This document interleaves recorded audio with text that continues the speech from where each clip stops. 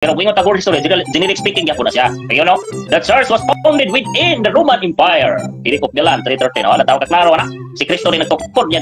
Si Constantino man lagi di. Kasi Constantino may itawag og emperor aning tawag og 313. Mo na nga gubba kayo. Mo na nga si Constantino nagtukod og doktrina. Mo na nga doktrina lang ang simbahan lagi. Nagtukod si Constantino simbahan sa Jerusalem. Yang ipanghubukan tong mga namatyan ni Kristo, daghan pa itong ipanghubukan niyang simbahan kay para makailan ba? Makailan. Makaingon ang mga inosente nga si Kristo din nagtukod, si Kristo, si Constantino. Nya na pa history diyo, ipatay ni Constantino. Wa ayon ni Constantino nga founder sa RCC. Kay nagpatay niya yung asawa. Mo na nga sakit man ni kamaturan na pero kini.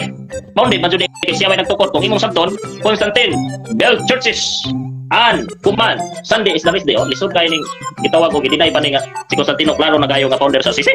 Nya si Kristo may pasangil basig mao ni kamaturan nga giingon nga anti-Kristo kay magpa-Kristo ano ang puno man yung Kristo nga wa man sunod pulong ni Kristo. Mo na siya.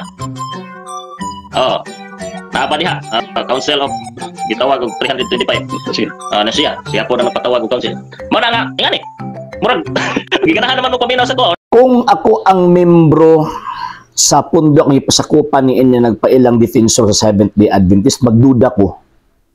Tungod sa hinungdan nga, siyempre nagtuugog ko nga ang Seventh-day Adventist nagtudlo sa kamatuoran, nagtudlo sa realidad, nagtudlo kung unsay gisulti sa mga ebidensya.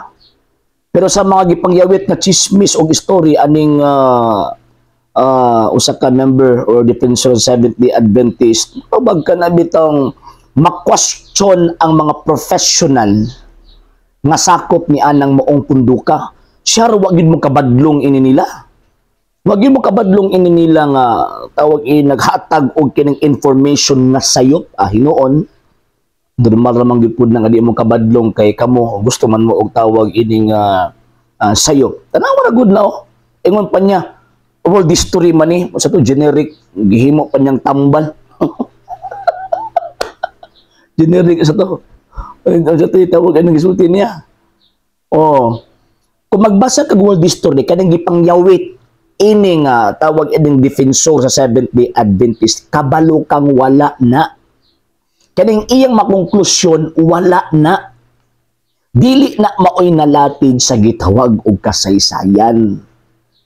Dili na maoy nalatid, never ka makabasa sa kasaysayan nga ang founder sa Santa Iglesia Katolika Apostolika Romana mao si Constantino. Never ka makabasa. Naaray diferensya sa panguna-una o gitamakan ang iyahang degree or kahibalo kung mutuo ka sa chismis. Hindi maong tawana. Sige basa nga libro. Ingon siya the church founded within the Roman Empire. Tinuod man na. And remember, ang Israel sa panahon ni Ginoong Jesucristo belong or colonized by the Roman Empire or in the Roman Empire. Sakop sila mo bito na Roman gobernador. Sa panahon ni Ginoong Jesucristo ang Israel sakop sa Roman Empire. Ug tungod ni ana na ay Roman gobernador nga mooy magdala sa tawag ining nasod nga gi-colonize sa Roman Empire. Tama man lang sa kasaysayan, ang di tama ang konklusyon. Ang konklusyon, unsa man ang konklusyon? Tungod kay si Constantino maong emperor at that time, taka raman taong ko. Si Constantine nahimong emperador kung wala ko masayop early 4th century around 333 ko masayop hangtod sa 327. So tawag ining wala na, di ba? Klaro man na sige sulat sa kasaysayan. Unya before nag-exist ang Constantino, wa pa matawo si Constantino aning kalibutan na ang iyang mama nga si Reina Elena Katoliko na. Yung saan mo pag-reconcile sa iyong statement na si Constantino ang founder sa pagkabangaga. Bangagyo kayo. Posible ka nang iyang gibasa sa kasaysayan nga wa na tarungag sabot kay kini mga tawahan na mabasa ni sila wa may tama ang comprehension, way tama nga panabot ba? Posible nga kanang iyang gibasa nga gitukod ni Constantino katutong tawag ining mga building or mga house of worships. Kaya normal kay siya man ang emperador at the time, siya man ang naay kapasidad nga maghatag og mando nga tukuran og simbahan ng mga Kristiyano.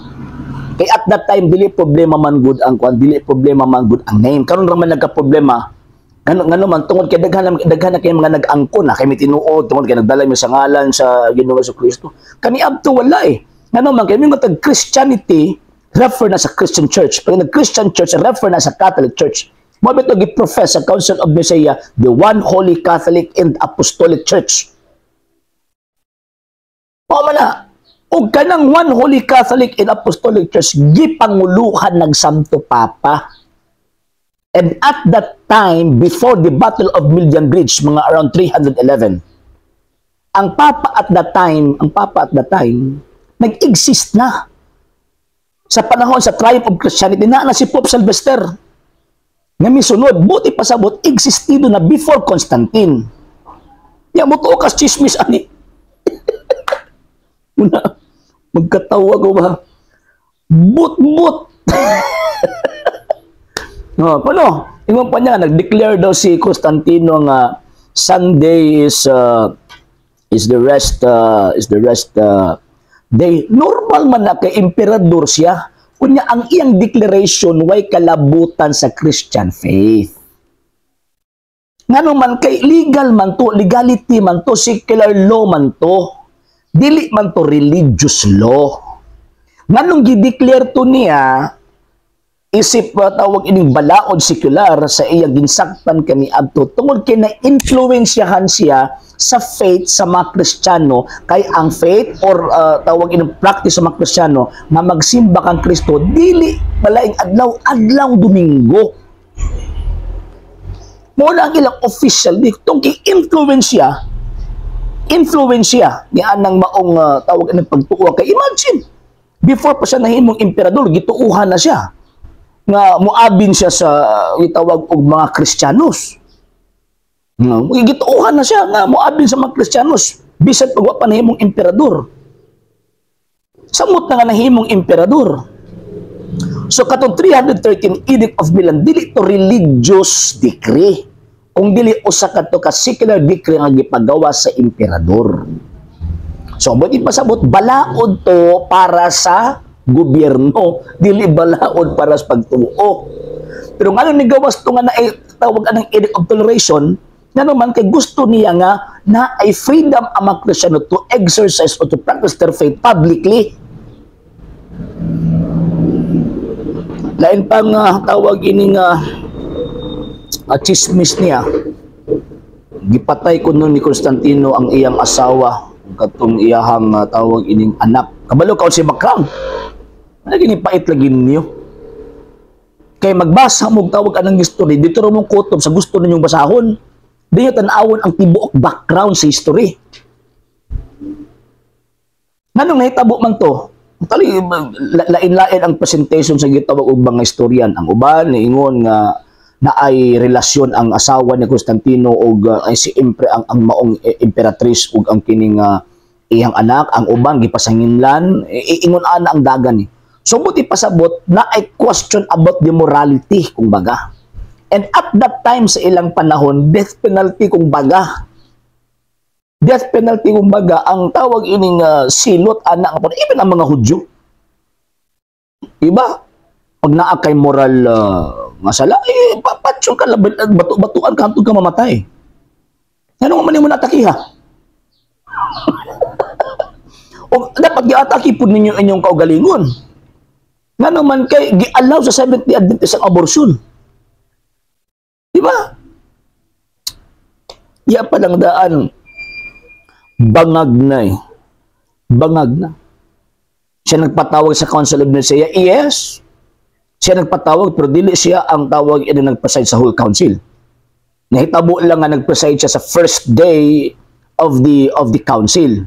Iya halang giplastar ang order. Then after on that, ang legate na sa Santo Papa o legate niya maoy nangulo sa pag-preside sa council. Wala gyan nilisod. Basta mo isgot ganin mo kasi sa hindi gyud mo kadaog. Anong di mo kadaog? Tungod kay kabalon nga kanang inyong pagbasa sinurambaw. Nyam tuo mo ani. Kamo nga mga Seventh-day Adventist pagbasa ra gud mong libro. Nya pagkahuman i-double check or i-reconfirm kining gipangsultin niya, di ba makakita ka nga kining gipangyawit aning mao mga tawhana wa sa libro. Kining konklusyon nila wala sa libro. Naman sa nagibasa tuod pero kung gusto kang pamadili contextualize ang interpretation. Okay, muna dito pailad. Unang magkatawa ko basta bisot ng history pataka lagyawit. Murag pikoy ba sa gabi Mingon po good morning. Sige. Sa hindi pa po nakapag-follow sa mga pages po natin, i-follow nyo po yung mga pages po natin. RJ Horolanciano II TV Apolia Punto Argumento page, Kuya Apologies TV page, and RJ's Vlog 2022. And pwede rin po kayo mag-send po dyan ng Facebook stars. And also, sa atin po mga channels, sa hindi po nakapag-subscribe, i-subscribe po ninyo yung mga channels natin. The Lay Catholic, Apologies International Official, RJ Sanado II TV, Kuya Apologies TV, and Barrio Kawayan Religious Forum. And pwede rin po kayo mag-send po dyan ng super sticker, super chats, and super thanks. And maraming salamat po sa mga kapatid at mga Katoliko na always pong tumutulong sa programa po natin. Maraming salamat po. Nang dahil po sa tulong at suporta po ninyo, ang programa pong ito, until now, andito pa rin po sa social media. And until now din po, nangangailangan pa rin po tayo sa tulong at suporta po ninyo dahil wala po kami magagawa rito mga sir, mga ma'am, kung wala po yung tulong at suporta po ninyo. Sa gusto pong tumulong, sa gusto pong sumuporta, pwede po ninyong ipadala ang tulong at suporta po ninyo sa pamamagitan po ng ating mga account numbers dyan po sa ating pong screen. And pwede nyo po kaming i-message sa ating pong page kung via remittance po yung papadala po ninyo. Maraming salamat po in advance.